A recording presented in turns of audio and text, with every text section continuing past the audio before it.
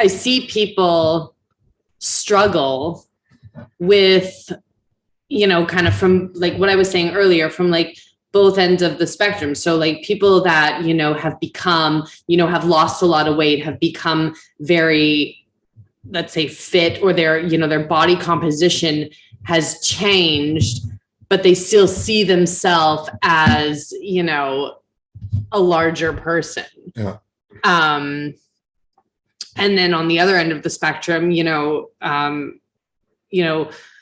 kind of doing something, you know, that's very restrictive, or kind of, you know, achieving like a really big goal and then kind of going back to normality.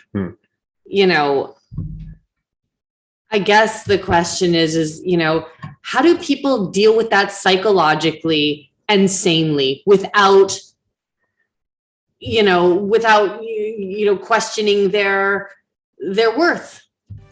Yeah. Good.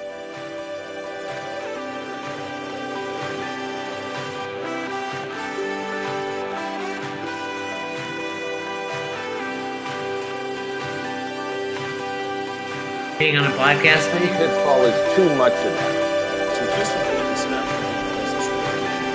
But writing to me it's a compulsion. I was one of those hard workers that. I think quite honestly, the fitness industry and the sports performance industry has probably done a better job in looking at nutrition as it impacts it.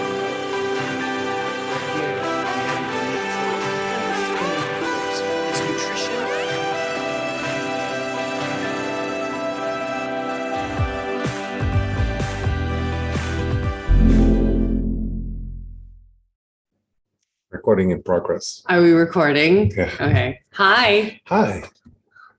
Is that good? Hi. This is very nice. Yeah.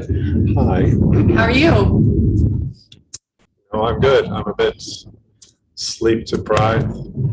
Otherwise, I'm pretty good. You only have 3 kids. Yeah. How are you sleep deprived? Yeah.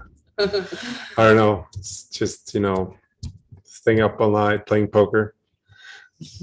Late night parties. Yeah, all the clubs. Yeah, it's, you know, now when everything's open, you just need to party. Yeah. Kind of. No, all good. How are you? What's up? What are we talking about today? Well, we're gonna talk about a few things.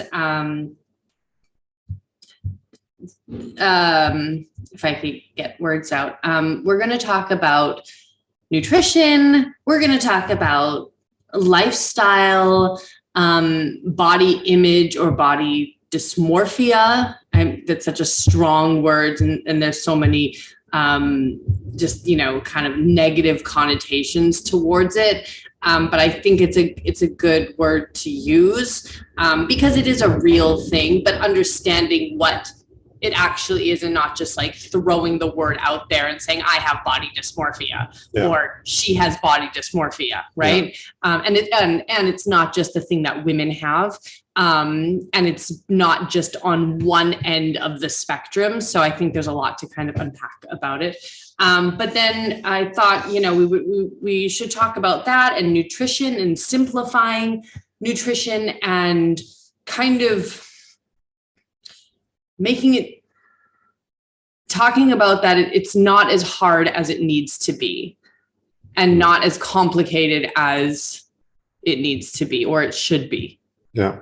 I thought we were talking about our hairstyles today, but we're sure we can do that deep dive. Yeah, but first we can talk about our hairstyles. Yeah. Now, cool. So where do we dig in? Well, talking about body dysmorphia, I should first say this is not like an original idea I had. It was actually something that I listened to already last week or the week before, talking about it from a fitness standpoint. So often, like when you hear that word, or in where it's in the context of, you hear it, you know, with, you know, generally women that, you know, are quote unquote anorexic, and they look in the mirror and they see this big fat slob, yet they are, you know, unhealthily skinny, right? that's often how we see it on, I'm sorry to say. We have someone here. 2 seconds. Pause. We're back. And we're back. And we're back. Okay, so before we were happily interrupted, not a problem. I was talking about the word body dysmorphia and how it has a very negative connotation, and where we see it. Where I wanted to kind of point that word today is something that can also be closely related to people who have gone through, dramatic weight loss changes and, for the better, obviously, and, have improved their health and, struggle seeing themselves as a in shape person, right? We have that aspect. And then we also see, something that happens is when you go through a period of maybe calorie restriction, maybe you're working towards a very specific goal, and you've kind of reached that goal, you've achieved that goal through macro tracking, weighing and measuring food, very intense workouts, very structured workouts. And as soon as you kind of, you've reached that goal, or you've done that competition or whatever it was for, and kind of have gone back to a normal state, and things aren't as maybe tight as they were, we start to see this kind of, well, do I have to be, 100% all in to be able to, fit into this, or to be able to look like this? And I think therein lies, another realm of body dysmorphia. Mm-hmm. Yeah, cool. So there are some certain, let's say angles you can approach this. And I think I've met plenty of people with like body dysmorphia, or I would say most of us have some kind of degree of it. Yes, absolutely. And then the worst cases are at a level where their body dysmorphia is so strange that they can't, like literally, they can't see the difference. Or they can't see themselves in an objective way, right? And you can test this. So you can ask people with like severe body dysmorphia, and you just ask them, like, you put your hand next to their hand, and like, which hand do you think is biggest? And we say, if the person has like a way smaller hand than me, for example, that person would say we have about the same size. So it is like when it's very severe, it's really, if I understand it correctly, very hard to work with. Right. And we have another aspect to it, is it's you said women, and it tends to be more female biased. And you can ask yourself, why? Is it because it's so much, is it the society? Is it so much like ads with skinny people, or what's the main reason for it? And I think it's like a combination of many things, but I think people pull the trigger on ads and everything a bit too hard, because it actually bases itself into more of the degree of neuroticism you have, and the degree of how much you are like how much order you need, your orderliness.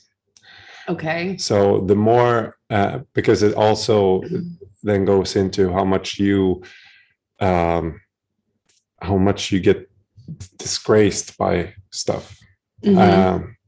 So people that are highly sensitive to dirt and stuff like that, they usually also tend to develop more body dysmorphia. Right. Yes. So it has a connection to this kind of orderliness, Cleanliness. and everything. Yeah. And so someone we know that is very much on this spectrum was someone like Hitler. And so some people they transfer this, into different areas, but for him, it was into race and all that stuff, and Ethnic cleansing, I think it was called. no, but he for him, other races or whatever was so it was like dirt. It was like a virus and everything. And now it becomes even more interesting that the thing that makes people even more neurotic and also being more sensitive towards dirt and everything is if there's a lot of like sickness and so on going on around yourself. It really even transfers and like affects cultures. So the more diseases you have in a society and the more viruses you have and the more sickness you have, the more conservative this society becomes. And women get more conservative. And it translates into like how many sex partners they have had and stuff like that. So for example, and there are like studies on this, so you can look at you can have a person who is fairly liberal or so very open-minded, and you can put him into like a scanner but you can just do some tests and where you then put this person to watch a lot of like nasty wounds and just like horrible stuff. And then you do a test again, and that person becomes more conservative just in a couple of minutes. So we can change our attitude very fast. Right. So I think there are many things that comes together, like a bit of like how people are brought up, but also how how was it when they grew up, and so on. And I heard this statistic, for example, because we talked about Hitler. I was waiting for when we would take up Hitler in this podcast, but talking about body dysmorphia, nutrition. Yeah, right? Exactly. The fitness podcast. No, but so they figured out. So this is correlate to studies, but they looked into what people voted for the Nazis in Germany, and usually like the main claim has always been like, well, people that were poor and people that were let's say dismantled, disowned from the First World War, right? And had like a big grudge on society and so on, and that they were lowly educated and stuff like that. But the correlated data shows rather that the clusters of places where people voted the most on the Nazis were places where they had the highest rates of Spanish flu. So, and that was, half a day, like a decade, one and a half, not decades, sorry. Decades before. So 10, 15 years before the Nazis actually got to power, where the Spanish flu, hit entire Europe. And basically those societies, those cities and villages where had like, they experienced horrible deaths and agony. they became like just far more conservative. Mm-hmm. And what it leads to is that you don't want to have anything new from outside. Right. It's like a, let's say, a biological self Mm-hmm. serving mechanism that Mm-hmm. when things get rough, Mm-hmm. you cut off trade Right. because you don't want to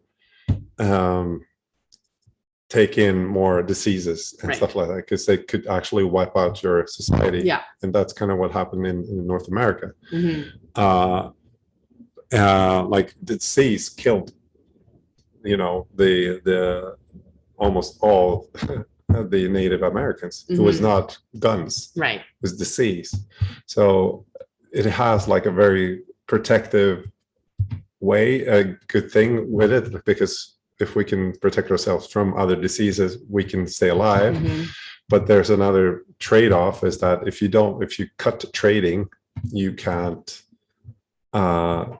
it's hard to get resources. Right. So that's kind of the balance. But anyways, it kind of shows us how things like body dysmorphia Mm-hmm.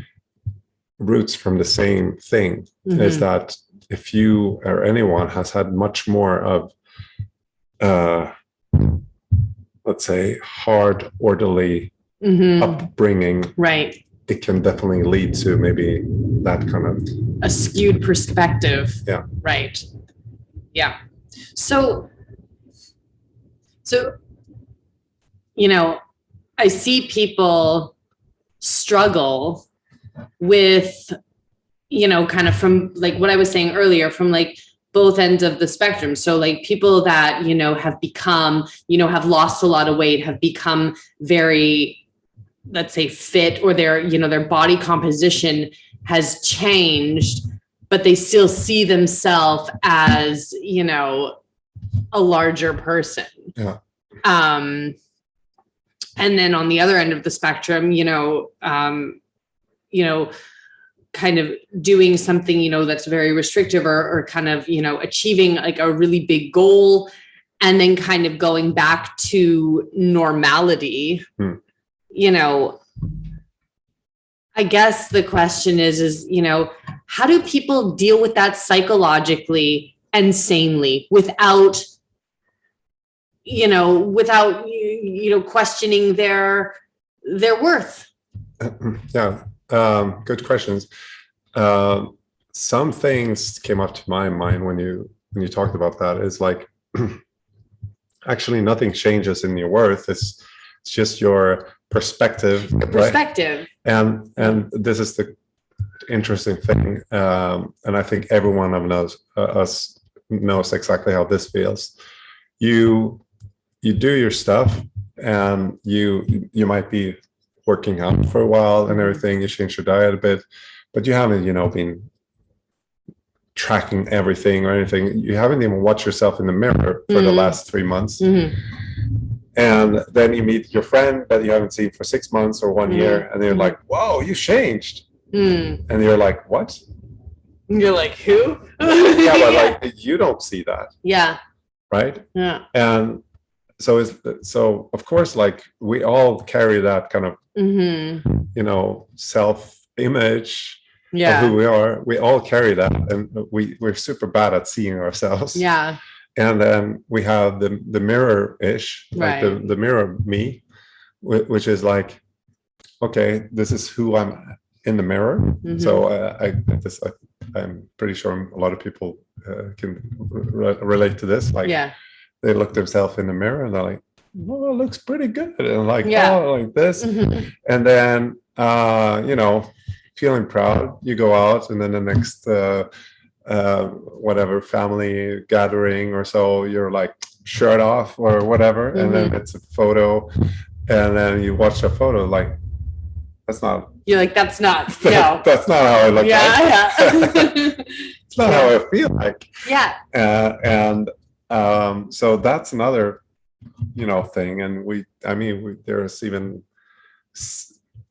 sayings and perspectives of this is like, yeah, he's photogenic, and she's very photogenic. And I think there's something to it, like the two-dimensional thing is also one aspect that Yeah.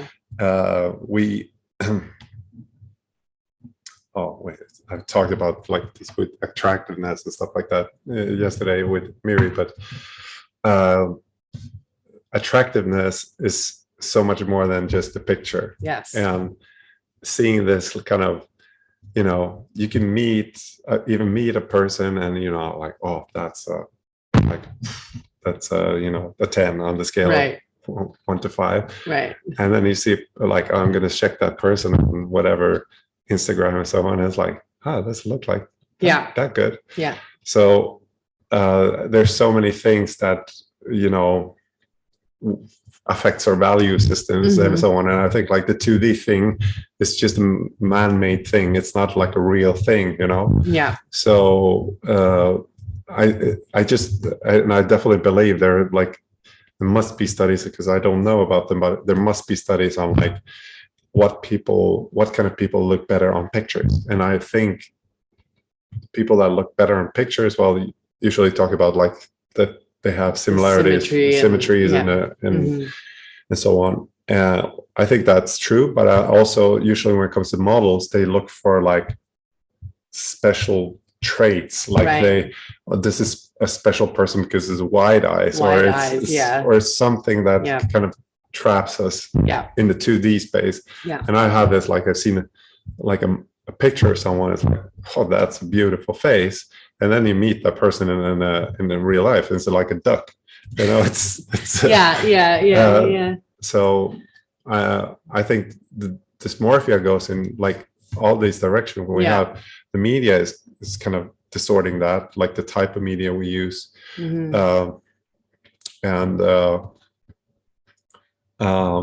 it comes down to is something that maybe that we talked about earlier today was like this, you know, when you start to train and you start to take care of yourself and your health improves, your posture changes,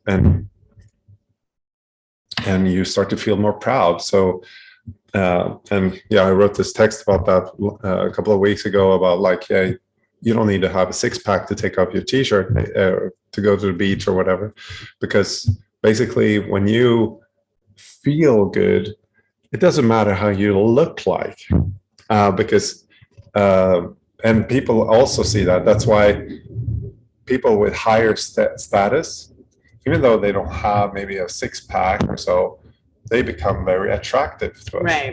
Right. So looking at like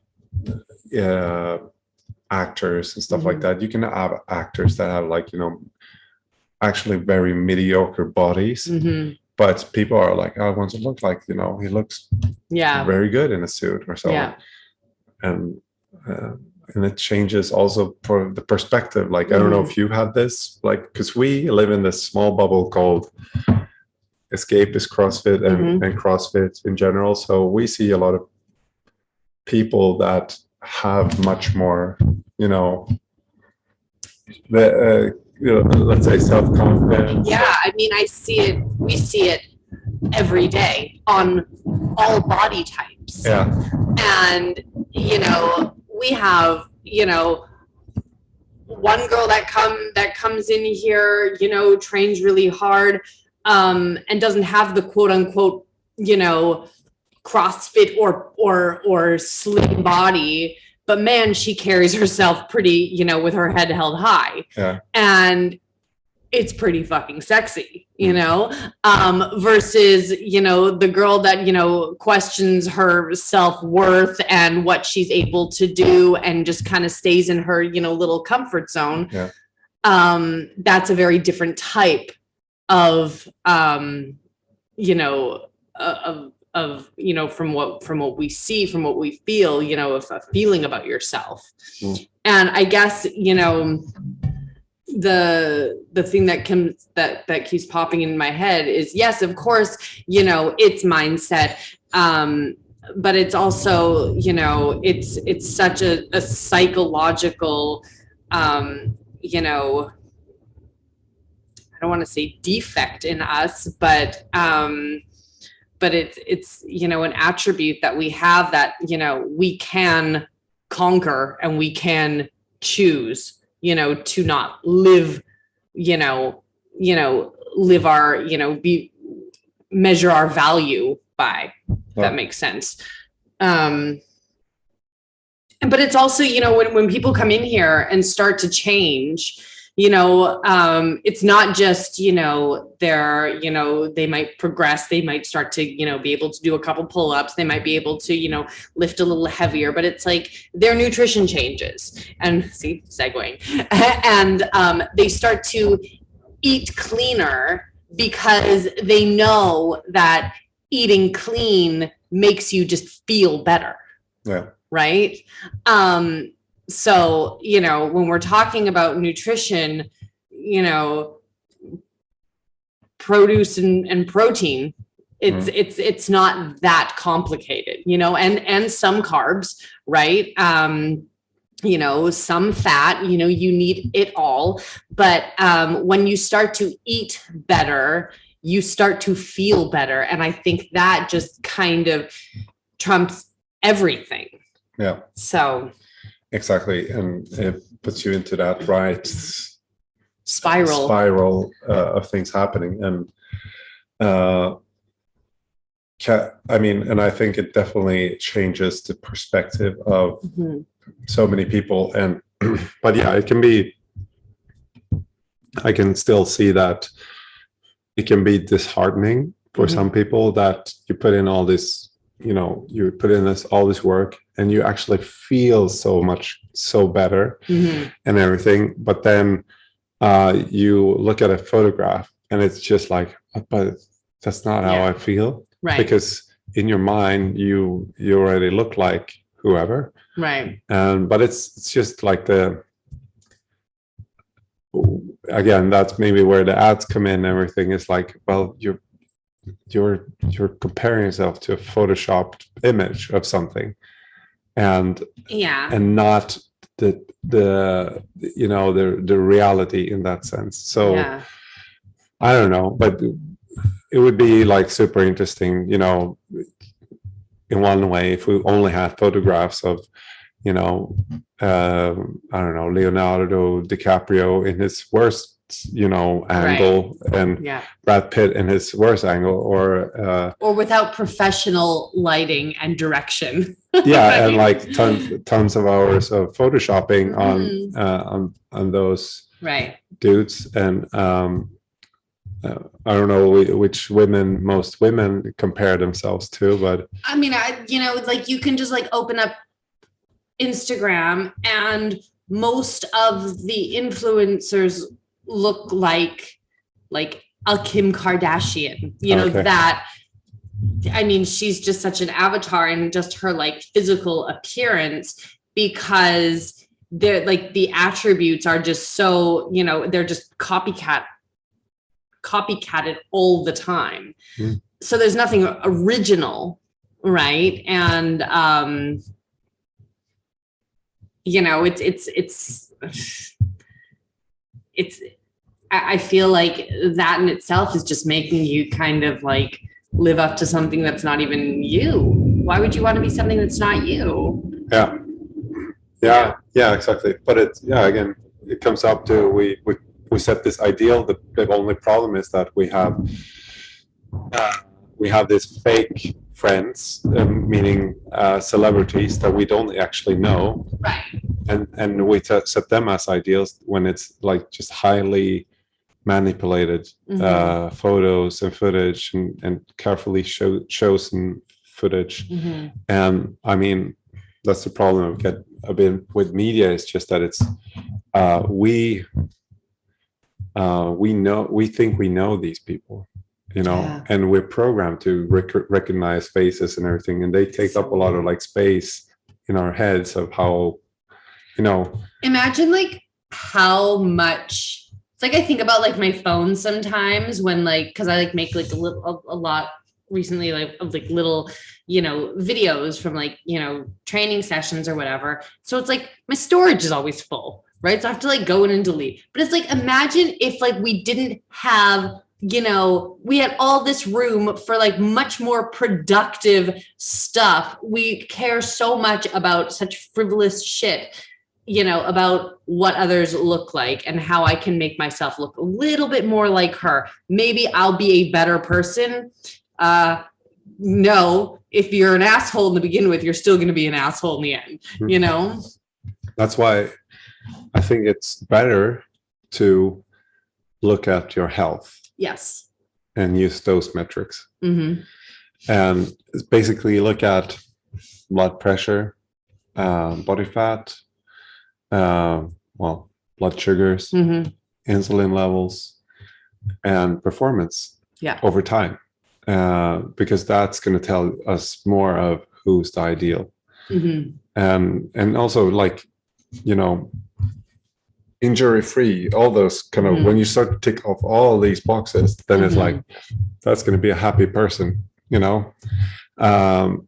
and because you can skew, you can tick off some of the boxes and maybe 80%, but there are some main things you still need to tick off probably, right?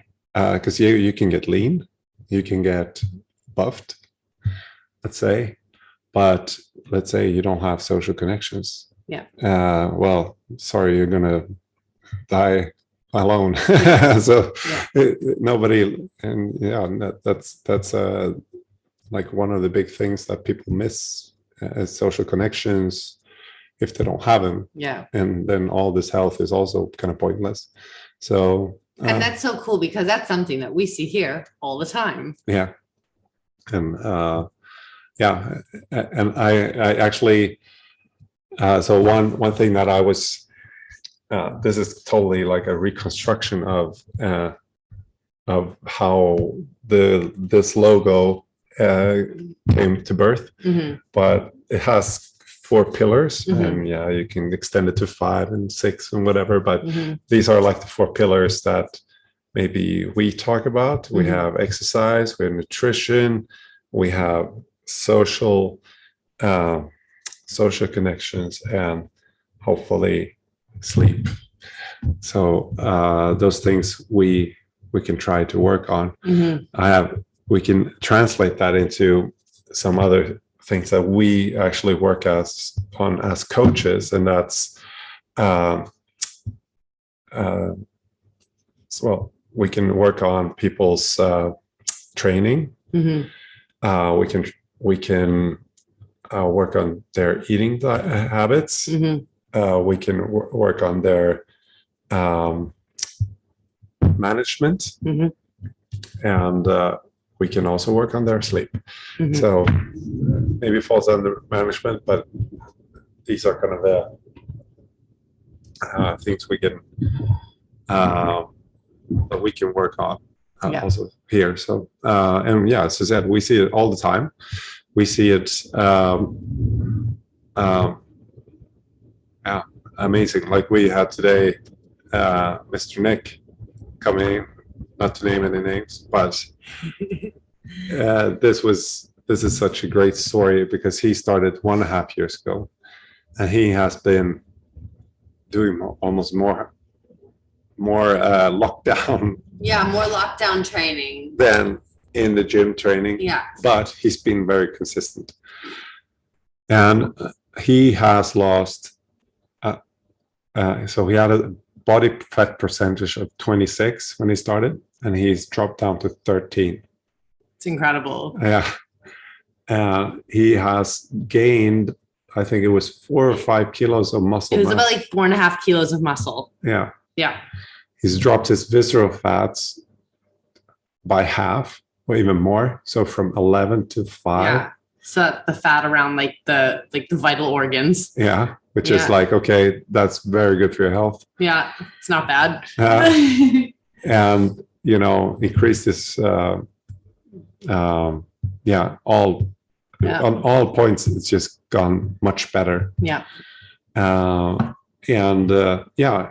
This guy like Nick has changed so much, and he has really developed not only in training but like and everything in all fields, I would say. Yeah. So that is just an awesome example of what happens when you do something with regularity. Yeah. And with let's say some intensity too. So he can really work hard. So Yeah. It's incredible to see. And then, but one thing that comes to mind actually. So Nick has never been pushing it to be doing the heaviest things. No, he never even, was never kind of in one of those like competition classes, or just somebody that just came in here just wanting to get fit. Yeah. And no, but he, for example, so I think he worked for almost, up until just last month, he's been doing his box jumps in on a lower height. Yeah. He's been working on the barbell with lighter weights. Yeah. Up until, recently. He's been doing many of these things, he hasn't exceeded what he could. Right. But he has had like a hell of intensity. Mm-hmm. And the benefit of that has been that we can see the numbers. Yeah. Yeah. And now it's hard to keep up with this guy. Yeah, we the guys look to Nick to say, oh, what did Nick lift today? How many rounds did he get? How fast was he able to do it? And it's always like, oh man. It's always the same kind of response when they see his, what his score was. And yeah, it's really cool to see. Another very cool kind of story is one of our members who was just climbing a mountain in Turkey, and he's one of our older members, not even one of our older members, but he's wise, and he has a lot of responsibilities. He has a lot of responsibilities, and he just climbed one of the He's highest. one of the guys who you would say he has the busiest schedule you can think about. Yeah. Think of. Yeah. But he makes it here 3 times a week, does his thing, works his butt off, and was one of 2 to actually finish this climb a couple of weeks ago. It's you were just talking to somebody about regularity and consistency, and so this is also a cool story. So I talked to Andrew, who was here. So he started also about 1 year ago, and he hasn't been able to run for 15 years, and now he runs twice a week. Wow. And he couldn't run because he was in so much pain. It wasn't like I'm too fat to run or so, but he could go out for a run, but he was just in agony. Pain, agony. And now he's out twice a week running. Very cool. And he can do stuff he can never do. And he told me this is the best thing I probably have ever done for myself. Yeah. I can't imagine anything I've done, and this sounds like a plug, but he told me it's like there's no way I could have invested my money better. Yeah. Because and he's so curious now all the things he can do, because he's like the golf playing has become better, right? But now he loves to ski, so okay, how much is this gonna actually enhance all that too? It's so I think kind of coming around to this first idea that I posed about body dysmorphia and what that is. I think kind of what we've kind of unpacked is that yes, it is a real thing. Yes, it comes in different realms and different aspects of people's life. But I think it's if you feel good in what you are doing, if you can create some consistency, the idea of body dysmorphia is a very all or nothing mentality. It is a sickness, right? But it is a sickness that it's psychological, and you can overcome it when you treat your body well, when you train well, when you train in a supportive place, when you eat real food. Yeah, and I think so. This is also one thing, when you know also a bit about what type of person you are, you also know that you can change. And it's just like with fitness or your health or anything. But if you just walk around and you never want to face the facts of who you are or who I am, which can be scary. Yeah.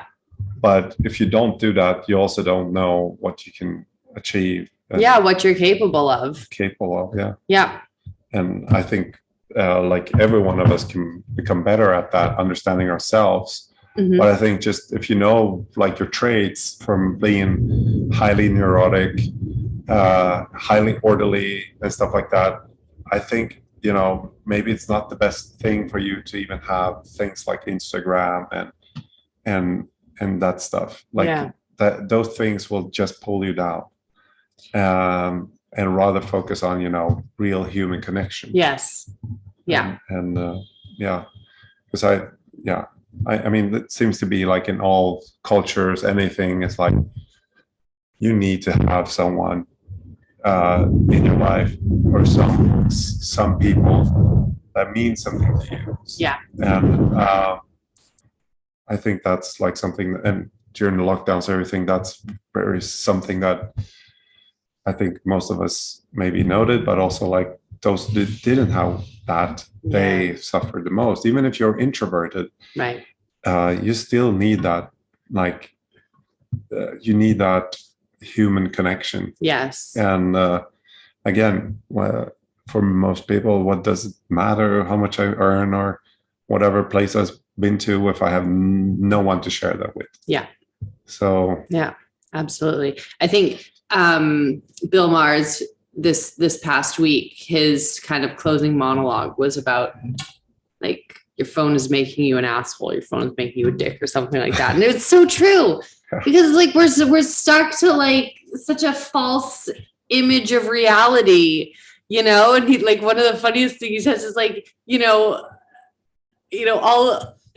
we see pictures of the beach now, it's always, so on top of somebody's kneecaps. Yeah. It's like the same photo, and you live through pictures, and rather than looking at the real thing. Like, I remember the first time I went to Paris, we went to the Louvre and looked.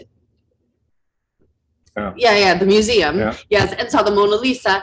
And I said to my boyfriend at the time, I was like, nobody's looking at the picture, everybody's looking at it through their phone. Yeah. And I was just like, oh my God, like, what assholes, like, how dare you, like, come all the way here and not even look at the painting. You're looking at it through your phone. Yeah.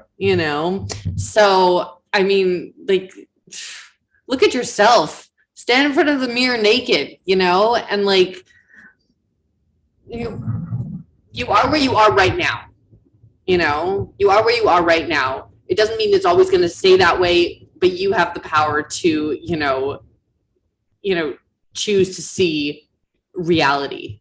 So if you are listening to this or watching this, this is the last episode you listen to and watch to, or watch, because now you're going to ditch your phone, throw it away, put on your sandals and start walking. Go to the beach, take a picture of your kneecaps. No. You don't have a camera anymore.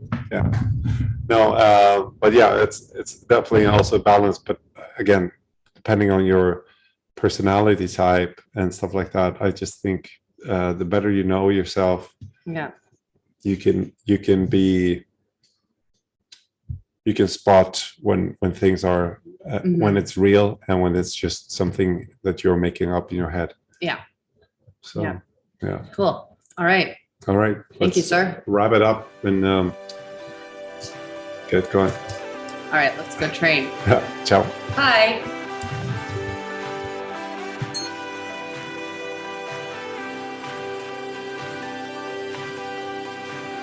Being on a podcast One with you? pitfall is too much of that.